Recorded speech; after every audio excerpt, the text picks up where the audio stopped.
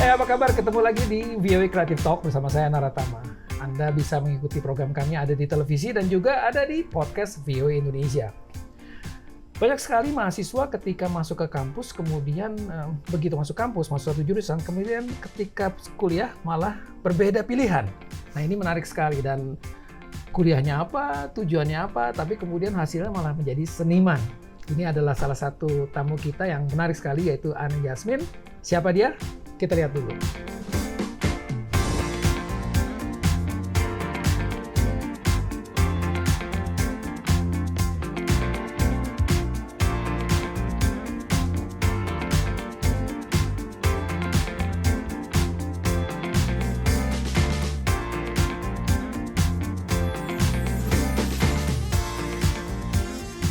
Oke, itu dia Anne Yasmin dari kampus UI menjadi seorang seniman yaitu menjadi seorang aktris. Apa kabar Anne Yasmin?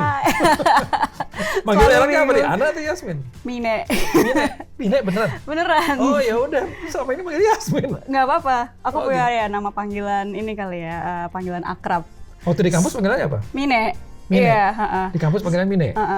There's a long story, like a long journey kenapa namanya Anne Yasmin, karena setiap kali masuk ada project terus kayak ngasih nama full name aku gitu ya, like legal name, selalu lucu aja gitu sih, either typo atau kayak just a little bit of error here and there. Jadi kayaknya oke, kita persimpel aja, nama aku Anne Yasmin. Apakah bisa teman-teman? Bisa. Ternyata habis dari situ jadinya credit title dan segala hal tuh jadi lebih rapi. Anne Yasmin. Iya. Padahal panggilannya Mine. Iya. Gimana ceritanya nih dari kuliah ya, psikolog ya? Ini tidak ngedis siapapun, tapi yang namanya mau masuk kuliah itu kan kita dulu ya bingung ya masuk apa gitu. Terus aku pengen masuk kuliah seni, tapi kuliah seni tuh pilihannya ya kalau di Indo, di Jakarta, especially aku dulu tinggal di Jakarta, ya IKJ gitu ya misalnya. Tapi kayak keluarga aku, orang tua aku bilangnya coba cari yang PTN gitu ya, coba cari jangan belum percaya diri ya masuk sekolah seni gitu. Terus itu kayak semacam sudah implying kalau ya udah jangan seni ya gitu. Jadi akhirnya aku nyoba yang lain yang aku rasa cukup suka dengan subjeknya, yaitu psikologi. That's why aku akhirnya milih psikologi dan aku puji Tuhan bisa terima di UI. Tapi waktu aku masuk psikologi aku pikir ya udah aku karirku di sini gitu. It could be HR, it could be psychologist. Tapi ternyata aku nemu ada klub teater di kampus. Di kampus. Okay. Di kampus. Itu tahun keberapa tuh? The first year. Begitu masuk ada klub teater langsung gabung di klub teater. Jadi waktu aku tahun pertama itu yang namanya anak-anak baru itu kan dikasih kayak tour atau ya semacam pengenalan kampus, showcase ada apa aja sih di kampus gitu ya. Dan salah satunya namanya Teko, like a teapot, tapi Teko as in teater psikologi. Dan there's a really teater psikologi, berarti itu khusus untuk anak-anak psikologi aja? Betul. Nah ini ada cerita yang menarik sih, a full circle moment, karena teater psikologi itu ditemukan atau didirikan oleh aktris Putri Ayudhya, yang juga alumni tentunya alma mater psikologi UI, yang ketika nanti aku lulus dari psikologi UI 4 years later dari tahun 2015, aku ketemu lagi sama Mbak Putri Ayudhya, dan sampai hari ini beliau adalah mentor acting aku juga. So it's like a whole full circle Jadi journey. udah dalam circle-nya, cuman mulainya dari psikologi ya. Itu belajar actingnya apa di situ? Di situ aku banyak banget belajar teori, walaupun nggak yang secara pendidikan formal ya. Again, itu kan klub peminatan soalnya. Tapi aku di situ belajar tentang gimana acting menurut alirannya Stanislavski. Stanislavski is like Stanislavski ya. You know, are you familiar with that? Habis ada kayak Adler, Stella Adler, which yang sekarang aku juga selagi di New York, aku ngambil summer workshop juga di sini, Stella Adler Acting Studio. Terus habis dari situ ya pentas, dan aku belajar gimana caranya really expressing dan juga secara katarsis gitu. Jadi ya. mulai semua ya, mulai dari suara, olah suara, vokal dulu aku gitu kalau ngomong tuh kayak gitu ya, dari vokal langsung vokal gitu ya. Sekarang kalau ngomong udah bisa agak lebih kayak dar gitu. Iya, gara-gara teater. Oh, at the time aku udah ketemu lagi sama Mbak Putri Ayudhya di luar setting kampus, ngambil kayak workshop aja gitu after office. Workshop teater berarti. Acting sih lebih acting. Saya dapat panggilan. Ini lagi mau ada casting call buat film indie dari 4K Films, nama production house-nya. Kita mau masukin ke festival. Apa judul filmnya, Kak? Uni. Oke, jadi tadi dari film pertama kali berarti filmnya Yuni. Itu film short pertama? Film feature pertama. Film feature pertama, tapi sebelumnya ada short dulu kan? Sebelumnya aku main short dua film. Itu film mahasiswa, jadi ada sekolah SAE di... Oh, sekolah itu... ya, SAE itu sekolah audio juga. Sekolah, iya, audio, animation, and also film di Jakarta. Yang lagi nyari buat tugas akhir mereka, terus kayak mau dong sini ikut main di situ. Ikut main gitu, terus aku main. Oh ini aku ngerasain pertama kali acting for camera tuh gimana. Dari situ ketemu teman main yang juga somehow kenal Mbak Putri Ayudhya. It's a very small world. Circle-nya ya? Circle-nya tuh udah dia lagi aja. Akhirnya dapat Yuni. Tapi Yuni kan juga bagus ya, itu sempat masuk festival kalau nggak salah ya? Yes, it is. Yeah, it got to... it premiered di Toronto International Film Festival, dan habis dari situ Star Vision Production House di Indonesia pick up film Yuni dan akhirnya jadi film komersial. Ini buat juga pemirsa dan mendengar podcast, kebetulan Yasmin ini, Mina ini lagi ada di New York karena dia lagi ambil sekolah S2. That's true. S2 jadi dan salah satu filmnya Saw Matang ya, baru putar di sini ya. Satu Matang dan tapi S2-nya ini apa? Teater juga? Nah, ini where it got so exciting.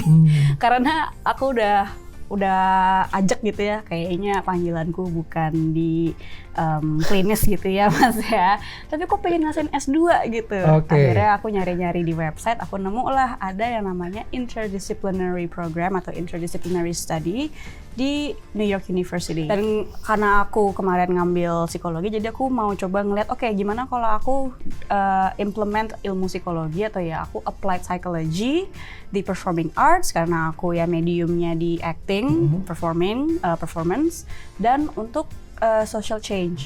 Essentially, aku tuh mau ngelihat gimana aku bisa nge-utilize kayak medium kayak storytelling atau medium kayak performance untuk bisa tap into skill set atau atribut-atribut psikologi dari manusia atau audience in this case, atau even senimannya sendiri, pelaku seninya juga, dan akhirnya nanti bisa bikin ada intervensi sosialnya juga gitu. Contohnya kayak mungkin dulu kita pernah nonton film yang kayak bikin, kok ini tuh sebenarnya kejadian nyata di setting sosial ya gitu. Kenapa sih bisa kayak gini? Joker gitu misalnya. We can empathize dengan karakter Joker, tapi kita juga akhirnya jadi lebih paham, oh ternyata mental health is a really complex thing gitu. Contohnya New York City gitu kan. It is a city, tapi ada kelompok seniman yang ngambil dari angle sustainability. Ada juga dari kelompok seniman yang ngambil dari sisi mental health, yang ngambil dari sisi art, love, edukasi, ada tourism semuanya. Tourism. Jadi there's always a topic yang bisa dibawa lewat art yang ujung-ujungnya pasti bisa make a change juga, like a social change, which itu tadi right up my alley juga sih.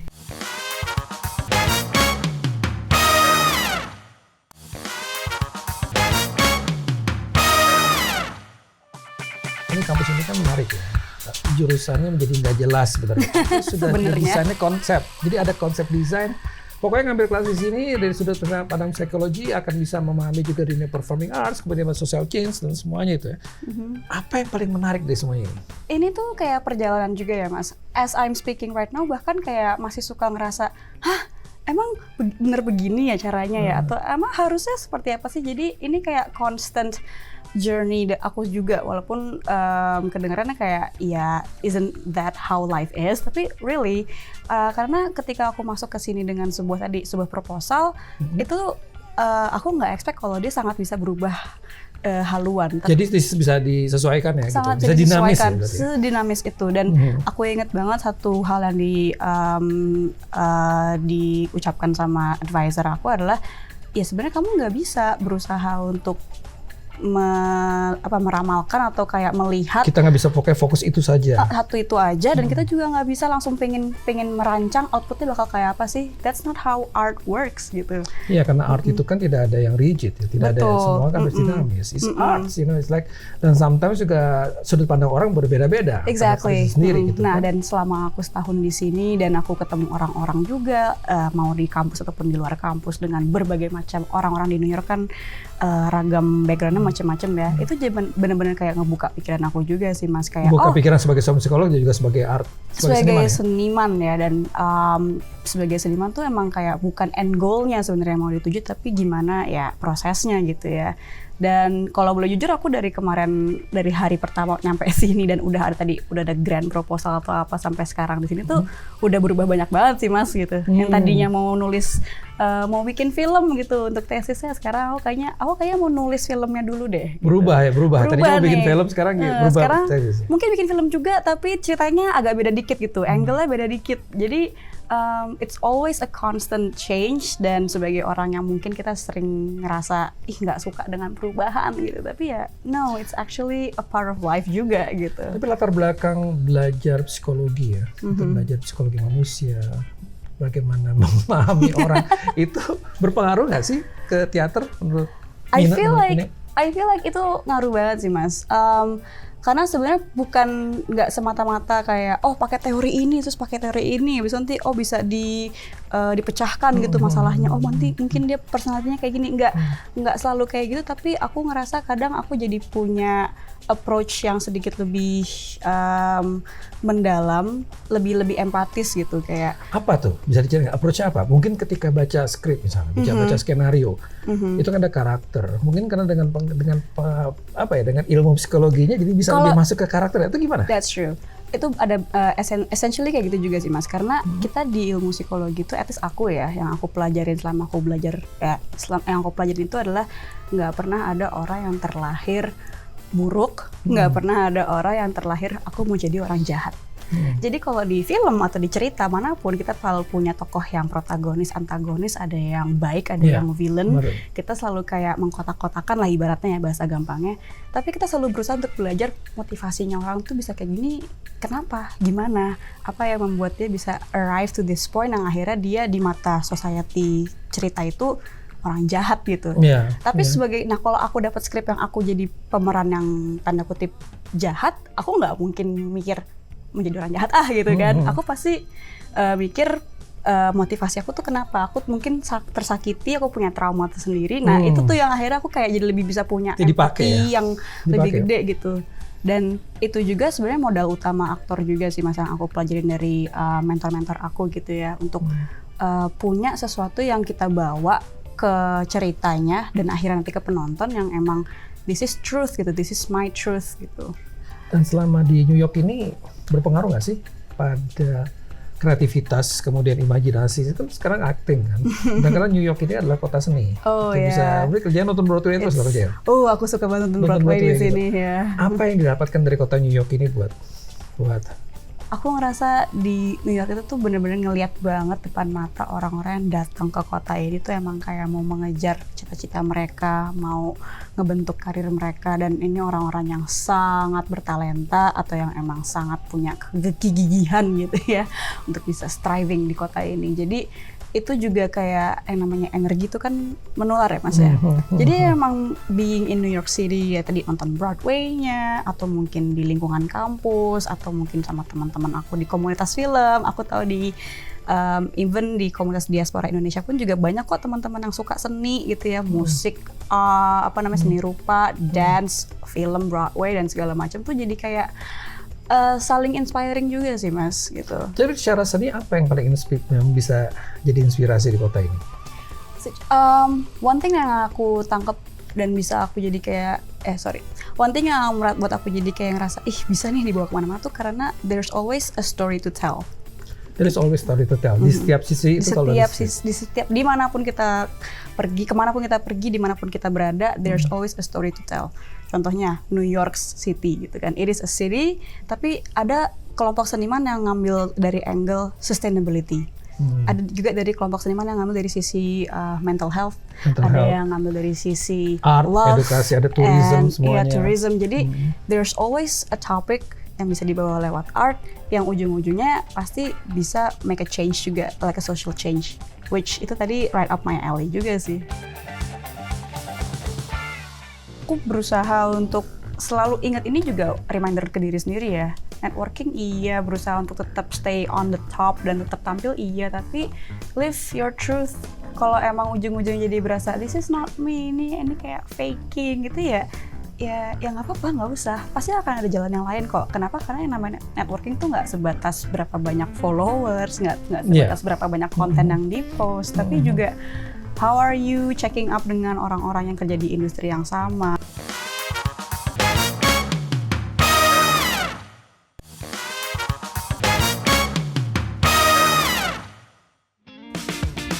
Misalnya kemudian dapat peran di Indonesia gitu ya, udah tahu itu apa yang Yasmin pelajarin di New York kemudian bisa diterapkan di Indonesia. I feel like I'm being put on the spot. Honestly aku masih belajar juga Mas sampai sekarang, sampai detik ini. Ini summer pertama aku di kota sebesar dan seinspiratif New York. Tapi baru banget kemarin aku belajar kalau as an actor, as an artist, apalagi yang bekerja di medium yang berusaha untuk menghidupkan cerita, menghidupkan karakter, dan berusaha untuk bikin ini jadi believable, itu you have to live your truth. You have to live your truth. Yes, yang aku memaknainya dengan sebagai kalau misalnya kita acting itu beda dengan performing. That's point. Acting itu beda dengan performing. Yes. Okay. For me and yang aku pelajarin, acting is being, and to be means itu harus be present. It means you have to have meaning. You have to put meaning in every words that you say. And even like you're not saying anything, there's a meaning to it juga. Your behavior again, makanya. Jadi kalau misalnya kita tanda kutip faking atau performing, you're not living your truth. And it's a really hard thing to do. Ini lebih gampang diomongin pastinya. Jadi hopefully kalau ya nanti aku pulang ke Indo dan aku tetap berkarya di film atau di panggung ya, di teater, itu apapun ceritanya, apapun peran yang aku mainkan, itu bisa resonate, bisa relate dengan diri aku yang pertama, dan especially dengan audience juga. Karena there's a story to tell lewat karakter itu. Buat pendengar podcast juga, ini banyak sekarang anak muda yang kemudian tidak berani cross ya. Dia kemudian masuk ke satu bidang karena udah punya sarjana, harus bidang itu, padahal sebenarnya dia tidak tertarik di bidang itu. Sebenarnya Yasmin kan udah punya keberanian nih untuk lompat sebenarnya kan dari dunia psikologi kemudian masuk ke dunia seni gitu. Apa sih yang dibutuhkan untuk bisa memberanikan itu? Karena banyak sekali banyak anak muda yang kemudian jadi salah gitu kan. Wah nih ngambil jurusan ini malah jadi dia nggak bisa berkembang dan dia kemudian menyesal gitu. Kalau gitu gua ambil ekonomi aja, atau kalau gitu gue hukum, atau gitu gue seniman aja, atau gue ambil digital aja. Itu gimana sih mengambil keputusan itu? Ada ini nggak? Ada tips nggak kira-kira? Tetap be critical juga ya. Maksudnya gini, nekat itu kan tetap tidak mungkin tanpa konsekuensi ya. Tapi this is what I learned juga ya. Senekat-nekatnya itu apapun yang kita udah pilih, apapun konsekuensinya ya, karena kita udah sign up ke situ, ya jalanin juga. Dan tapi pengetahuan perlu ya, experience gitu. Maka itu dengan belajar teater, kemudian juga mengambil. Dulu waktu aku, thank you for asking the question by the way Mas Nara, karena aku jadi keinget juga dulu sebelum aku make the pivot ke akhirnya fully pursuing acting. Belok ya? Bener-bener belok gitu. Aku tuh kayak bikin 5-year plan dulu gitu. Waduh. Udah kayak bisnis ya. 5-year plan, ujungnya menikah nih terakhir. Menikah, punya anak. Kayaknya pun habis itu kayaknya mungkin postpone dulu ya. Mau pursue S2 pun aku kayak bikin 5-year plan dulu. Jalan nggak 5 tahun ini? So far aku masih on track sih, puji Tuhan ya. Itu dibikinnya setelah lulus atau pas mau lulus? Jadi setelah lulus S1, aku mikir, oke, 5 tahun ke depan aku mau ngapain ya. Aku mau S2 juga, tapi aku mau sambil pursue acting di Indo juga. Dan sebelum aku pursue acting as a full-timer gitu, aku ibaratnya nabung dulu lewat kerjaan aku tadi yang di agency gitu. Jadi kalau aku belum punya tabungan emergency fund yang cukup, aku nggak akan rasa berani untuk bisa pivot gitu. Tapi kembali lagi soal film, ini kan aku sempat nonton tuh di filmnya Joko Anwar, Nightmares and Daydreams. Itu di episode yang ketiga ya? Yes. Ketiga itu ada Yasmin. Juga besok ada film Architecture of Love, itu juga main juga.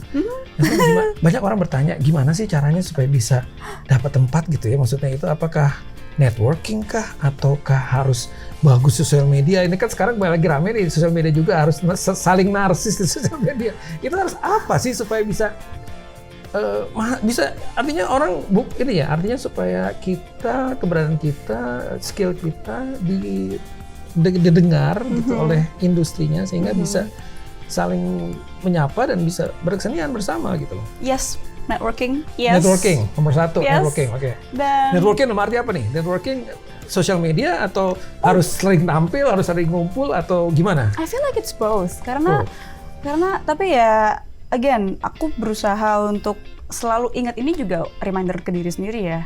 Networking iya, berusaha untuk tetap stay on the top dan tetap tampil iya, tapi live your truth.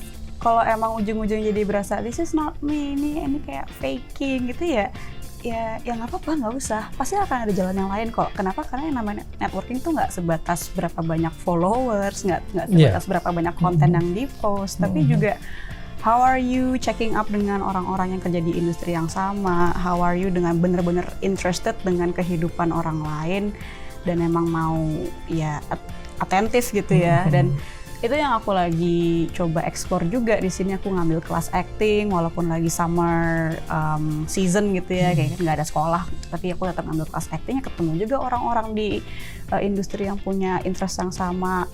Aku tipe yang percaya you don't need talent actually. Why? Karena ini especially industri kreatif.